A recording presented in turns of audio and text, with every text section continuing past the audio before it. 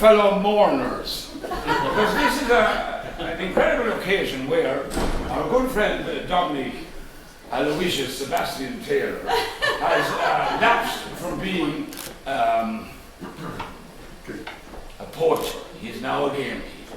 This is the birth, the gestation of his first published work. The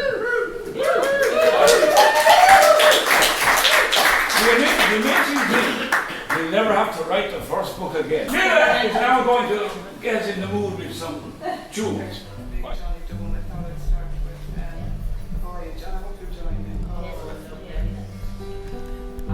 I'm a sailor, you're my first mate.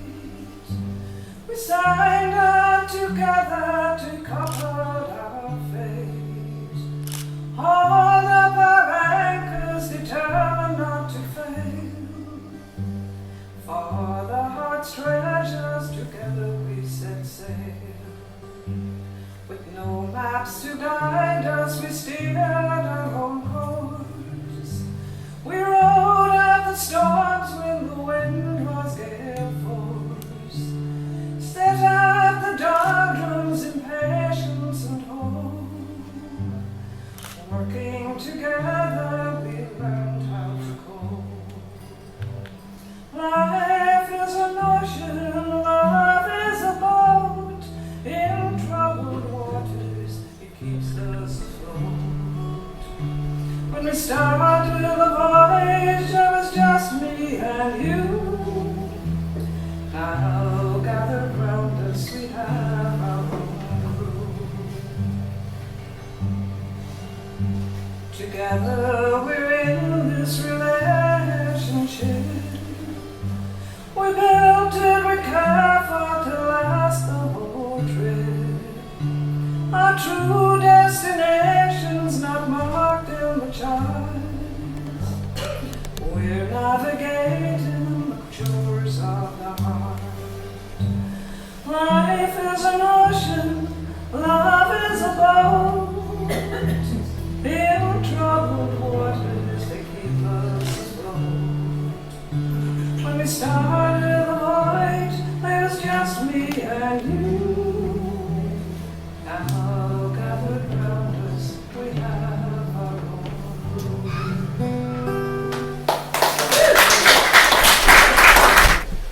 Tis Marie Blair, Gorgia, August, Tafir Officer Rebecca, and Sean Knox, Shola and Laura Shaw.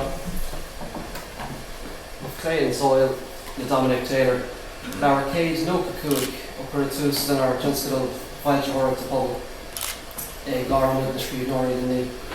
Hello everyone, and I'm delighted to be here this evening as we celebrate the release of a long-awaited debut collection of clay and soil by our very own Dominic Taylor. As most of you know, I'm Tom Collins, the poetry editor at Revival Press, the poetry imprint of the Limerick Writers' Centre. Before we introduce the star of tonight's show, I just want to say a few words about what we do at the Limerick Writers' Centre, especially our community publishing programme. We've been working hard to make a mark in the world of literature around Limerick City and County and beyond, bringing book ideas and writing to people of all ages, locally and around the country, and even internationally sometimes. This evening we celebrate our 195th publication since the journey began back in 2009. We trace our lineage from a now legendary era of weekly readings that began in the early 2000s, known as the White House Poetry Revival, and this tradition itself traced its roots back to the Poetry Circle, which was founded by Desmond O'Grady in the White House Bar in 1954. At Limerick Writers' Centre, we are all about celebrating literature. We love reading, we're passionate about writing, and we truly believe in the power of words to change lives and communities. Whether it's a poem, a novel, a memoir, a short story or a song, we think every creative endeavour is valuable and deserves to be shared, enjoyed and remembered through publication and performance. We have adopted the words of John Millington Synge as our mantra and our motto, and Dominic has used it expertly for the title of his own book tonight, that poetry must have its roots in the clay and soil of our communities. Our goal is to make exciting literature more accessible, to celebrate the wisdom and lived experience of real people in Ireland today in their own words. We try to surprise you with how we bring poetry and prose into your everyday life, combining strange and known things, as Seamus Heaney said in Postscript, aiming to catch the heart off guard and blow it open. We believe that art and literature are for everyone and give everyone a chance to find their own form of expression. We remind new writers and readers not to worry, but these are skills you can learn, and with practice, your inner artist will start to shine through. We also like to remember what Frank McCourt used to say: keep scribbling, something will happen. That one always gets a laugh. We believe that the act of writing is what really makes one a writer. It's like a ritual that we keep performing, rituals that bring us to the heart of our art. In our programme, we focus on creating high-quality, short-run titles that anyone can pick up and enjoy. We encourage all writers, whether you're pursuing a serious career or writing for fun, seeking healing or striving for personal growth. Over the years, we've produced a wide range of works, from poetry and short stories to novels, histories, memoirs, and a variety of mixed prose. Books, even as a simple technology, are still a powerful way to connect people and communities. We are very proud that our books capture snapshots of living and evolving culture, and that they will last for many years to come as a record of events, people, places, feelings, and ideas. We hope that this legacy will be passed on to future generations of writers, artists, singers, scribblers, and folklorists, especially those with a love for Limerick and the beautiful surrounds of this country. Sometimes, as Samuel Beckett is said to have put it, words are all we have. Sometimes we look within ourselves, at our hometown, our nation, or at events with global scope and how they reflect on the human condition. The words in this book of Clay and Soil are a superb exemplar of this, with 70 pieces that take us through stories and memories of family and home, old characters and deep friendships. It is a collection steeped in the lore of Limerick, from the schoolyard, corner shops and donkey fords, to names like Jim Kenny, Richard Harris and Frank McCourt. Here we see the interconnectedness of people, the impacts we can have on one another, whether in our hometown or on our travels. Dominic, as most of you know, lives not far from here in Janesborough. He has been involved in organising literary and musical events since 2002, beginning with the White House Poetry Revival series, where he worked alongside Barney Sheehan. Since 2008, he has been director of the Limerick Writers' Centre and founded several notable initiatives, including On the Nail, Poetry Circle, the Acoustic Club, and of course our annual festival, April is Poetry Month in Limerick. He has launched various literary competitions honouring poets and writers such as Desmond O'Grady and Seamus O'Canada, as well as honouring the novel and the Limerick Poetry Forum itself. He holds a BA in Media and English from Mary Immaculate College and an MA in Songwriting from the Irish World Academy of Music and Dance at the University of Limerick. He has recorded 3 albums of original music and collaborated on 2 others, and is closing in now on 200 publications under the Limerick Writers' Centre and Revival Press banners, showcasing the talents of what is now a small army of writers who greatly appreciate his efforts. So, on behalf of Revival Press and the Limerick Writers' Centre, seems a bit strange to say that, Gurmagad, Dominic, Osachtadesh, you're doing Cades, Nusach, Fielsa, Curraglow. Thanks as well to the People's Museum of Limerick for letting us use this beautiful venue for tonight's event. And a special thanks to the rest of the team at the Limerick Writers' Centre, especially Catherine Shields for her design work. I'm sure you'll all agree that the book turned out absolutely gorgeous. Yeah. It's fantastic to see this room full tonight to support Dominic's book launch. Buying this book, well, taking a copy and telling everyone how great it is will support all of us at Revival Press. But more than that, it really is a pleasure to read and ponder these poems, and I really enjoy being part of helping to put it together.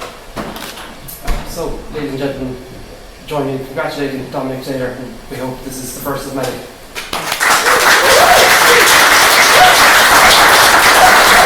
The Limerick writers tonight with all the wonderful talent.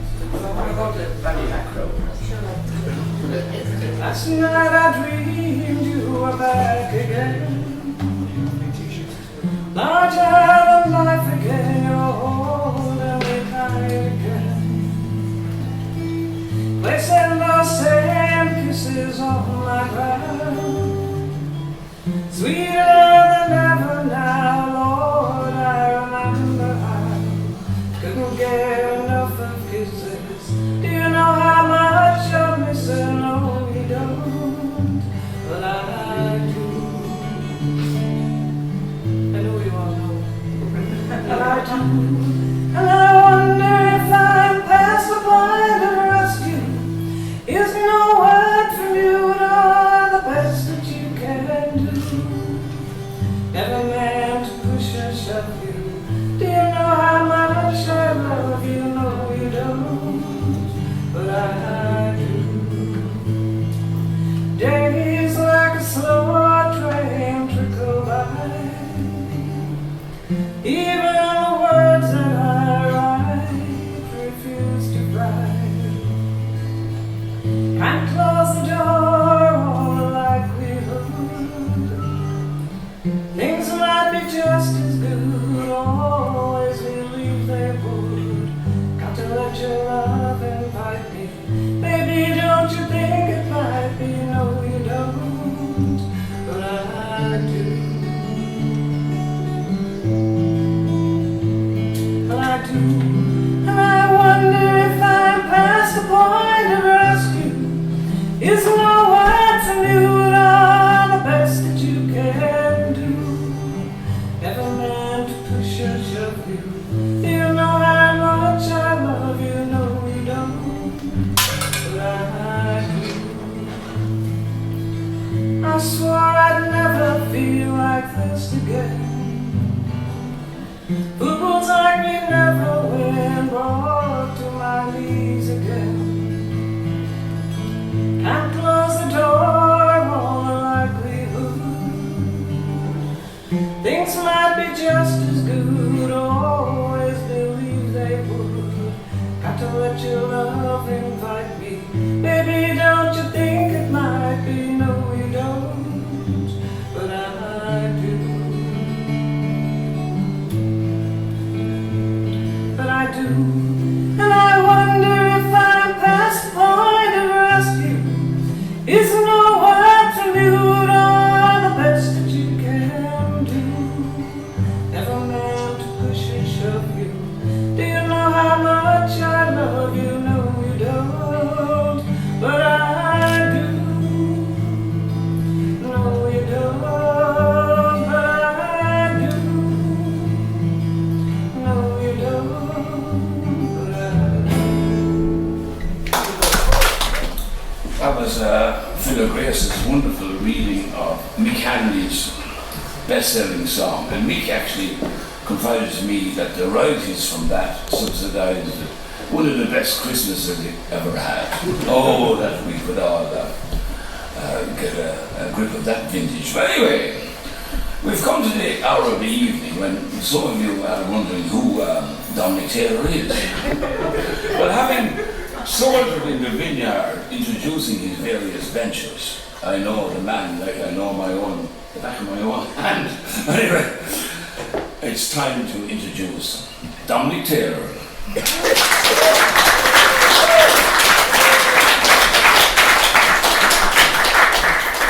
Thanks, Tom, and Tommy as well. And I guess it's my turn to go through what I've put so many other authors through over the years. But before I read from the book, I'd just like to say thanks to a few people. First of all, I'd like to thank all of you for coming here tonight to support the launch.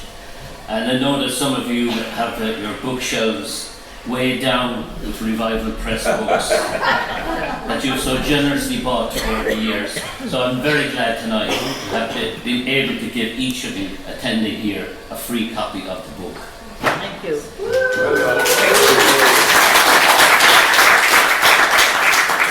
There are three people I especially need to thank for guiding me through my poems and making them ready for publication. First of all, Tommy Collins, our poetry editor, and the future leader of our publishing programme here at the Limerick Writers Centre. Our friend Jim Burke, I know he's there, he is, yeah. He was one of the people who attended our peer critique writers group for about 10 years before COVID, and he was instrumental in getting me to stay writing, because I was a bit flippant about it at times. So Jim was always an inspiration and kept us on track at the writers group meeting. And thirdly, of course, my friend and old neighbour from Rathban, John Liddy, who's not here tonight, but he'll be here next week, I think. John is someone who has shined a beacon for all Limerick poets through the years. And without these three people's help, I don't think we would have finished the manuscript at all. Okay, a lot of people ask me when they're launching a book how long they should read for from it. I sometimes tell them about the Russian poet Yevtushenko, who is reported to have said at a reading in Kerry in 1998, when asked what was the appropriate amount of time an author should spend reading, he said, "Always the teaspoon and not the soup ladle." Now, not everyone accepts that advice, but I assure you, tonight, I am. It's the teaspoon, ladies and gentlemen. So, my book is really a collection of memories. I've taken my cue somewhat from Seamus Heaney, who said, "A memory written down in verse is a poem." Now, he qualified that, but I've run with it anyway. I'd also like to say that a lot of the references in the poems may not be understood by a younger generation, so I've included 2 pages of notes to help with the understanding and putting them in context. I've dedicated the book to my brother, Joe, who passed away in 2021 from COVID. So first off, I'm going to read a poem dedicated to him. And I should say that all these poems began life before COVID, but some have been sort of rejigged for the book. So Rear Guard is the first poem I'm going to read in memory of my brother. Oh, and there's no need to clap between the poems. Okay. I won't be keeping you long here. Have you taught your manners? Sorry? Have you taught your manners? My hearing aids are gone. Tommy around the White House. Can't hear complaints. Rear Guard, in memory of my brother Joe, who came home with unusual things: a Beluga's bow, a German Luger, handheld air guns, various types of knives. Cowboys and Indians, your favourite game, a hurley for the rifle. Fighting battles in Rathban gardens before Mass on Sunday mornings. Older, you put away the guns and knives, grew long hair, bought a pair of hipsters, hung outside the Wimpy Bar and the Beat Club on Post Office Lane.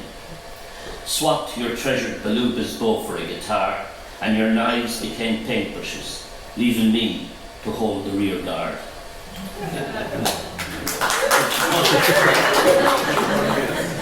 I have a number of poems here about my mother. I suppose all men do. I suppose think of their mothers all the time. And this is one of my favourites.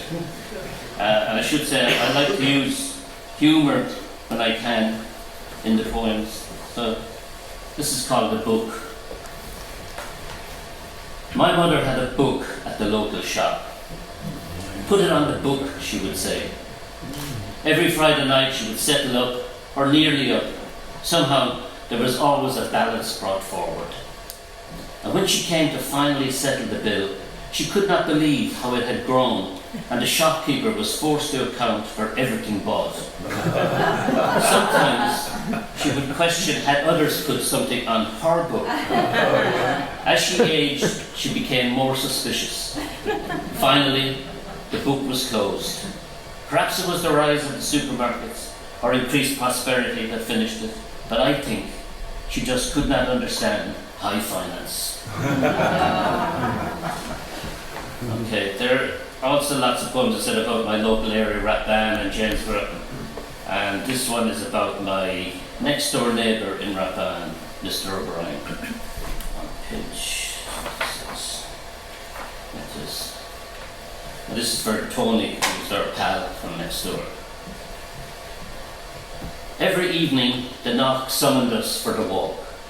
Sticks in hand, dogs by our side, we set off for the fields by the railway track.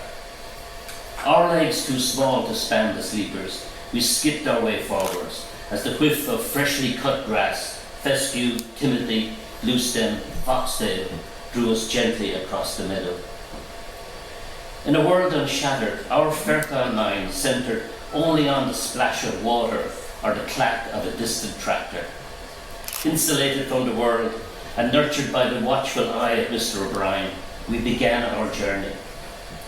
His long working day among the nails, iron and oil left behind as we strode the fields by the fairy fort.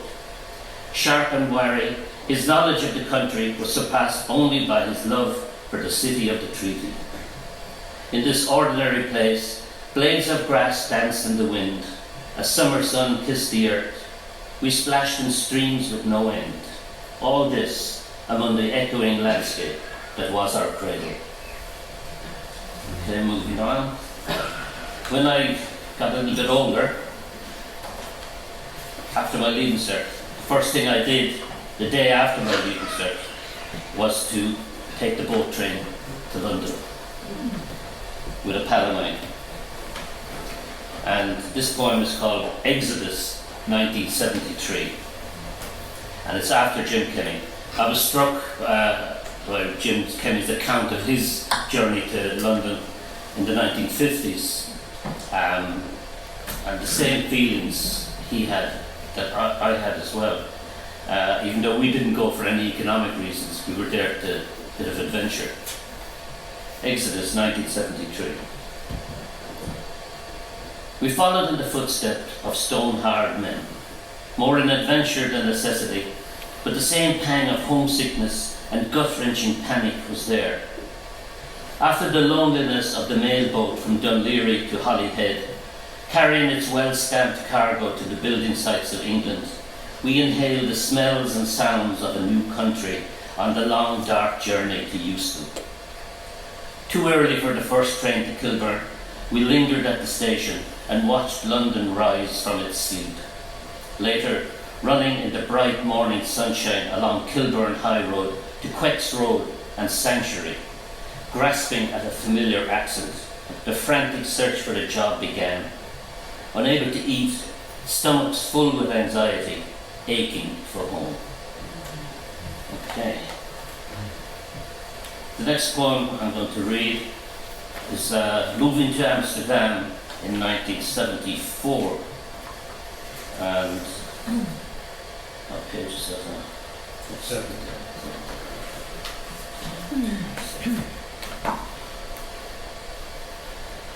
All these markers, and this is for a friend of mine, a neighbour as well, Jared O'Brien, who actually wrote the last line of the poem in Amsterdam. Amsterdam, 1974. Amsterdam in February is a cold place. Idle days whiled away, crossing and recrossing Dam Square in the icy wind. Home, a squat full of junkies, eking out an existence day after day, homesickness and strained friendships. But every postcard sent home said, having a great time. In hindsight, anyway, at the time, it wasn't very nice. Okay. As I've been in London quite a bit, between here, there and everywhere, but I took my son back to London in the early 2000s, I think. And so this is for Joey. London Revisited, Abbey Road.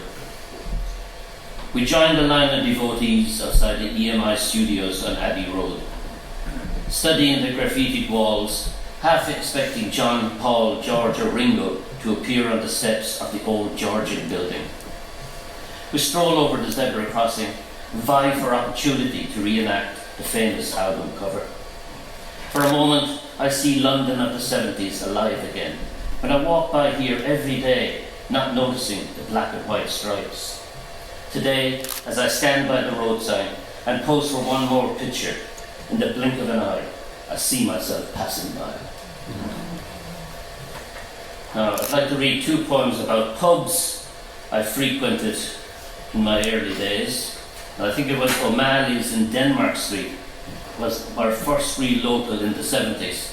But then we graduated to Tom Collins's in Cecil Street.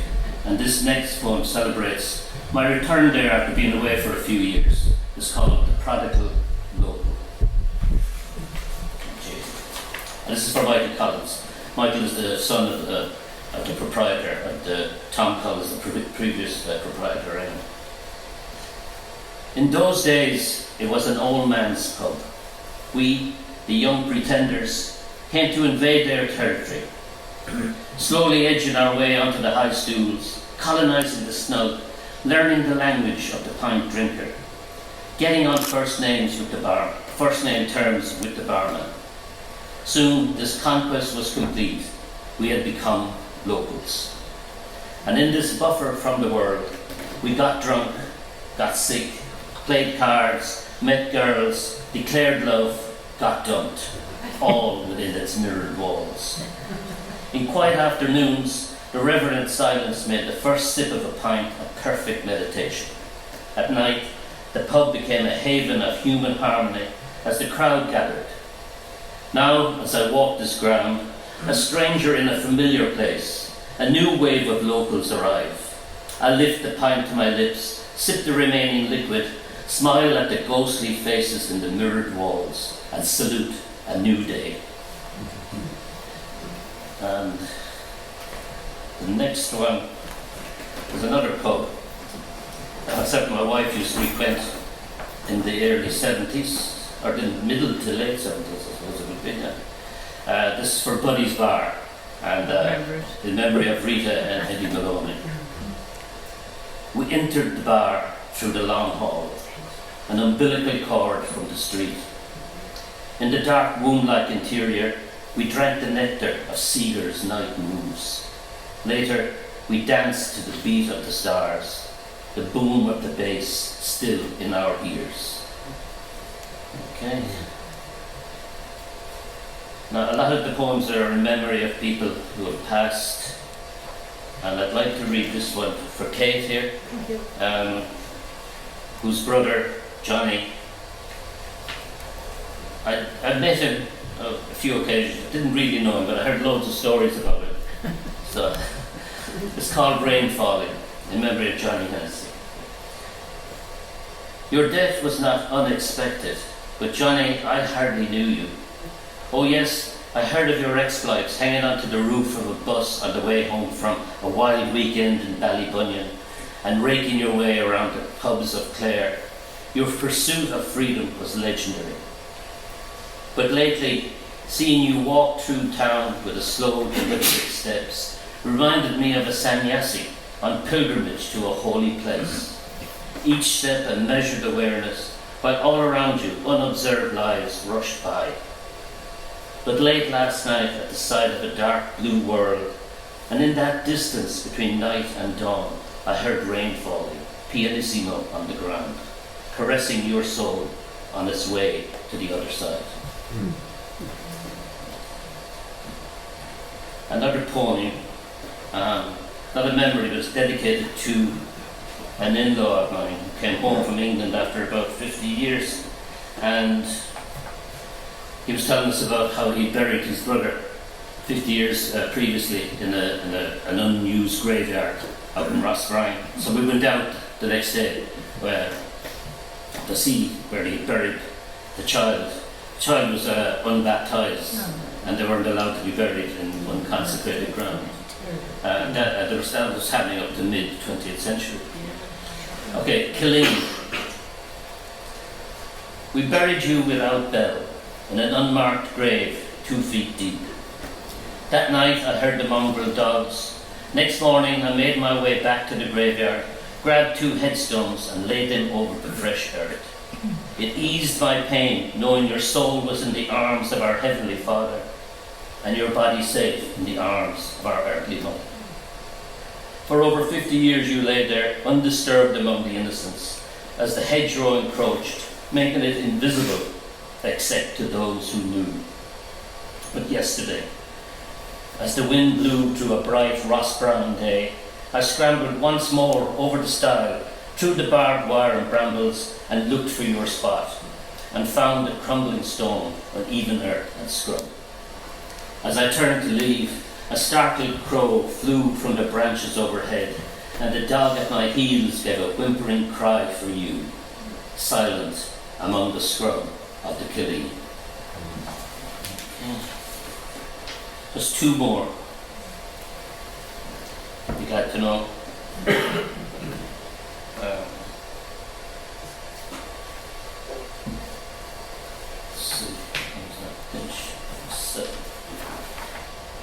This one is a villanelle, and it's called Feud on page 87. And the epigraph I used for it and inspired the poem was recited by one of the McCarthy-Dundon gangs when he was being sentenced for crimes back in the 2000s, I think it was. So this is called Feud. I'll read the epigraph first. Whenever one body exerts a force on a second body, the second body exerts an equal and opposite force on the first body. Newton's third law of motion. In the midst of the courtroom, what's lost is the truth. For every action, there is a reaction. An eye for an eye and a tooth for a tooth. They sacrificed everything, even their youth, for some self-esteem and grim satisfaction. In the midst of the courtroom, what's lost is the truth. They maimed and they murdered and put in the boot, all feelings subdued for this fatal attraction. An eye for an eye and a tooth for a tooth. Some say they are animals, rough and uncouth, but the cause and the crime form an old interaction. In the midst of the courtroom, what's lost is the truth. For not long ago in this country, the only pursuit was position and power and no plan of action. An eye for an eye and a tooth for a tooth. The shirt is by Charvet, it matches the suit. It's paid for by closure and social inaction. In the midst of the courtroom, what's lost is the truth. An eye for an eye and a tooth for a tooth. Very good. And I'm going to finish with this poem. As I said, I like to instill a bit of humour if I can into my poems. So this is a bit of something. It's called On the Piss with Seamus Heaney. It's a true story. It was a flying visit to Cork for a reading by the ennobled poet. Afterwards he signed books, chatted with fans as they fluttered around him. We retired to the foyer of the Metropole Hotel in the company of Limerick poet Desmond O'Grady. As we sat drinking and talking, Seamus appeared, hovered over us, exchanged pleasantries with Desmond, only a sideward glance at the rest of us. Later on, I went to the gents, and there at the urinal was the great man himself. I stood beside him, and he nodded in my direction.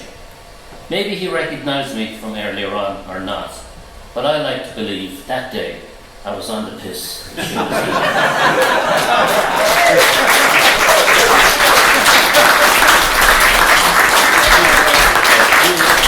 say always leave him laughing, and that's it, that's my last poem. Again, thank you for coming. I really enjoyed it. I didn't think I was going to enjoy this, but I did.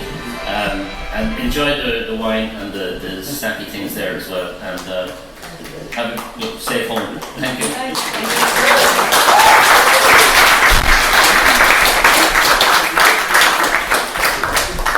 Figured off by Dominic's soiree in the Jacks with a Heaney lad.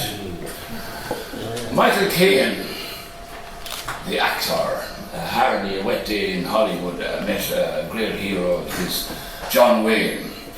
And John said, "You're the man, Michael, but I have to give you a bit of advice. I've been plagued all my life by fans.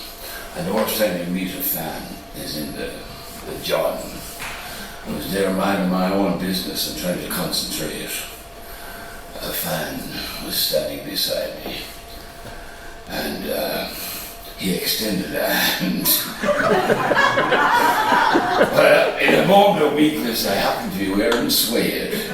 My suede shoes bore the brunt of his admiration. So, kid, well, you're going to be around this town for a long time. For Christ's sake, don't wear suede. Ladies and gentlemen, Dominic has fought a good fight. No, he's still around. I didn't have anything untoward from Tony Crosses and bamboo shed. But baby, life is the only game in town, and it's as good or as bad as what you bring to the table. We're all facing that entry in that, but we won't mind. Who pays for that bloody funeral? Anyway, rock on and keep supporting Limerick Writer Centre's ventures. But anyway, as I say, keep reading, keep writing if you have that obsession, and have a good night. Bye now.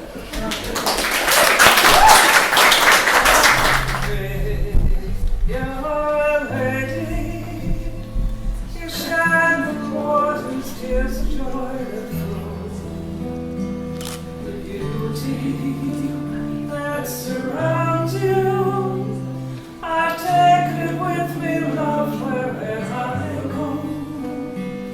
While waking in the arms of distant waters, and who day finds me far away from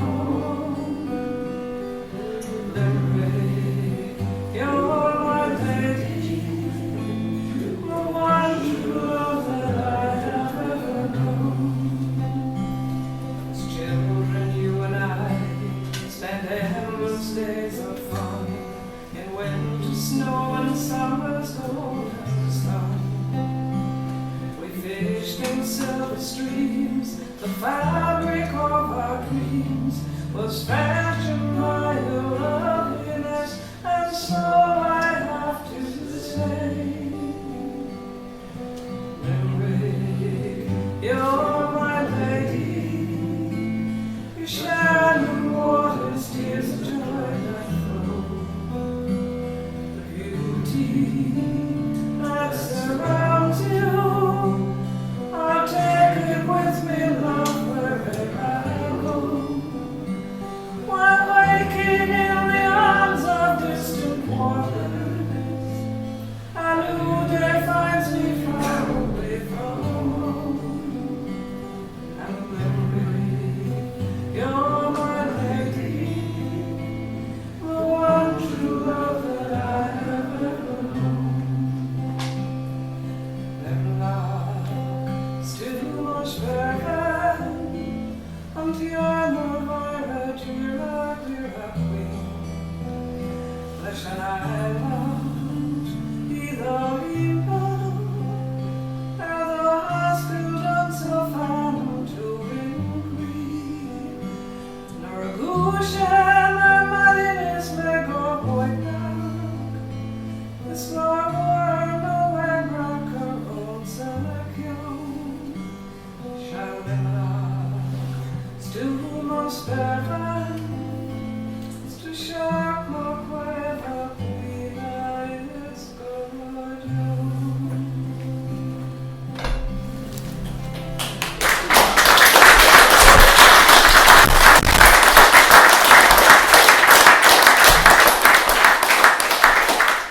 I could only admit, as you all know, I'm not fluent in Irish, and I thank you to Tomas for helping me with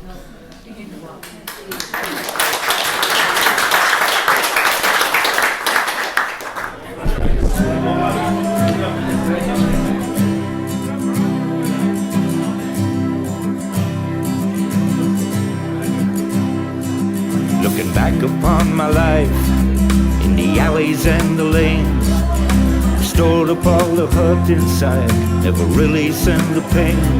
And I've grown into a man, ravaged by the past. This film of my life has run, and I've never known the cast, but it's been fast. It's been fast.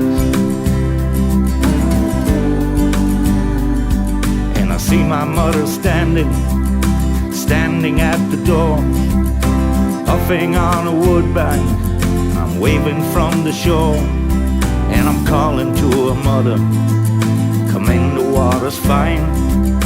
You don't know what life is till you have drank this wine. And I'm crying,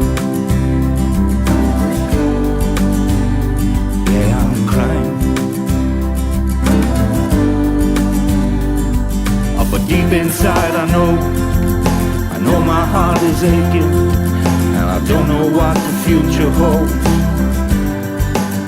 but it's a long way breaking, and I'm aching, yeah, I'm aching. And now the circle's broken,